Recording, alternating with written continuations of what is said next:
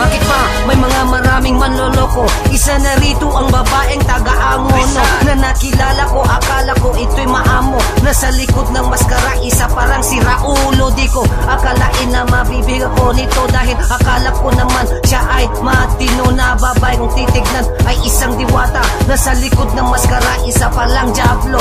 Oo, aminin ko ako'y napaibig nito at di ko napansin kasinungalingan na totoo ng tapat na pag-ibig ay pinaglaruan. Bakit di ko makayang siya ay iwanan? Dahil nagpakita din siya ng labis na pagmamahal, dahil alam na alam ko kung paano siya ay magdamdam.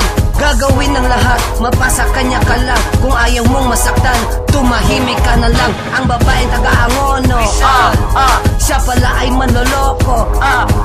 Ang babaeng taga-Angono, siya pala ay palikero. Ang babaeng taga-Angono, lolokohin lang naman kayo para di kayo masaktan. Makinig kayo sa awit ko. Ngayong batid ko at alam ko na nakikinig ka. Kung di mo ko niloko, di ka ginawa ng kanta.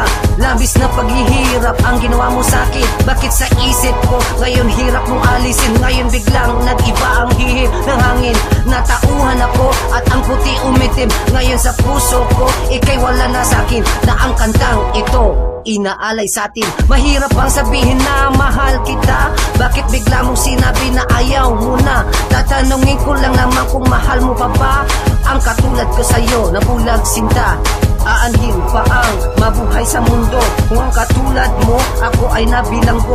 Kung ang puso ko naturo ang mahalin ka, sakit at hapdi ay pabayaan ko na. Dahil ang katulad mo ngayon ay pambihira. Bakit sa dinami-dami ay ikaw pa nga ang minahal kong ganito? Bakit nagpabaya? Iniwan mo ako ngayon na nagluluksa sa dilim, ay ngayon ay kumakapa sa liwanag na gusto kong magisnan. Na ang katulad mo ginawa ng ganta. Pambihira ka, talagang ikaw ay nag-iisa. Ang babaeng taga-Angono, siya pala ay manloloko. Ang babaeng taga-Angono, siya pala ay palikero. Ang babaeng taga-Angono, lolokohin lang naman kayo para di kayo masaktan. Makinig kayo sa awit ko. Bago mag-alam sa inyong lahat, magmahalan kayo ng tapat. At salamat sa inyong mga nakinig. Habang buhay ko na itong dadalhin. At ngayon ako sa inyo nagpapaalam. Di ko naman alam tapusin ang kanta.